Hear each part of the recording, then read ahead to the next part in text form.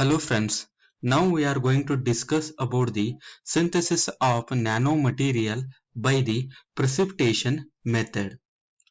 In this method, ultra-fine particles of the desired materials are produced by precipitation from a solutions. The process being dependent on the pressure of the desired nuclei. For example, titanium oxide powders with particle size in the range 70 to 300 nanometer have been prepared from the titanium tetra isopropoxide by this method. We know that when the inorganic metal salt such as a metal acetate, metal chloride, metal nitrate are dissolved in aqueous solution, that time metal cation exists in the form of its metal hydrated species. For example, aluminum chloride dissolved in aqueous solution, that time aluminum cation exists in the form of aluminum hexa-aqua complex. If the iron chloride dissolved in aqueous solution, that time iron cation exists in the form of iron hexa-aqua complex. When the precipitating agent such as a NaOH or NH4OH, that is sodium hydroxide or ammonium hydroxide, is added, at that time these species get hydrolyzed with increase in the pH. Condensation of these hydrolyzed species take place. This concentration of solution is termed as a supersaturation. At this point, the concentration only precipitation is obtained due to nucleation. Whatever the precipitation is obtained, those metal hydroxides, they are filtered and calcinated at high temperature.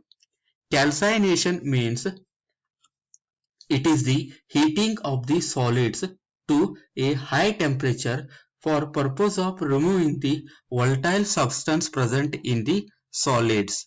After the calcination, whatever the nanoparticles are obtained, they are undergoing for the grinding in order to get the nanoparticles powder. The precipitation methods follow the following steps. Anion solution and cation solution going to react with each other, and there is a development of new nucleation will take place and nuclei will be growth. After that, agglomeration will take place.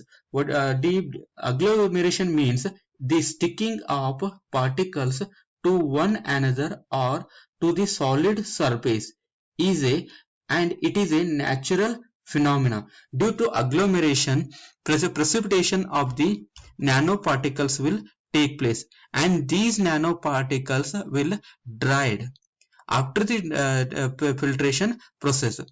When we obtain the precipitation of nanoparticles after the agglomeration, whatever the nanoparticles are obtained, they are filtered and they are dried. After the drying the nanoparticles, calcination will take place. After the calcination, we are going to grinding these nanoparticles in order to obtain the nanoparticles powder.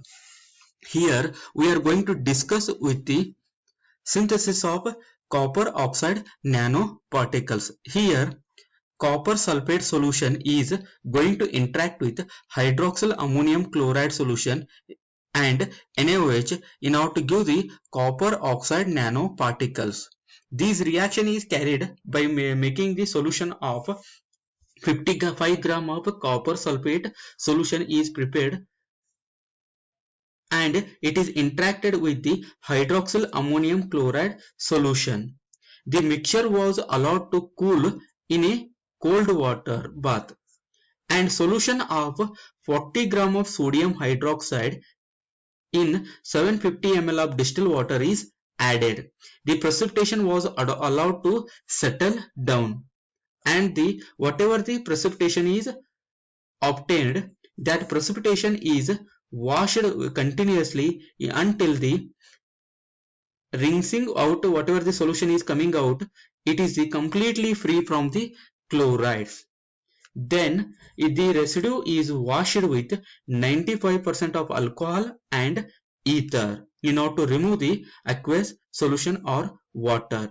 The residue is dried up to 200 to 250 degrees Celsius in air, and they are oxidized to get the copper oxide nanoparticles. Again, due to the calcination, these copper oxide nanoparticles can be converted into copper nanoparticles.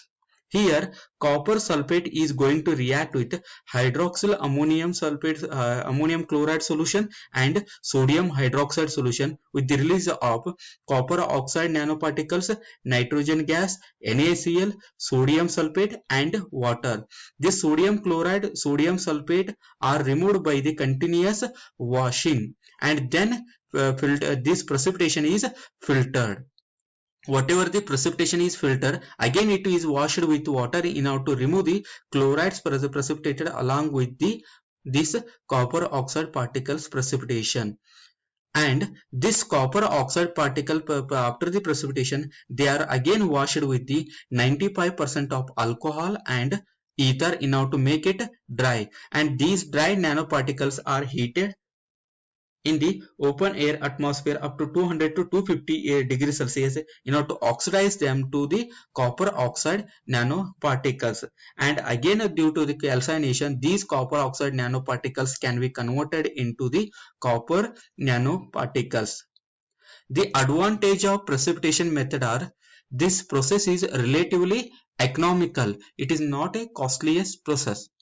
Wide range of single and multi-component of oxides of nanopowder can be synthesized by using this precipitation method.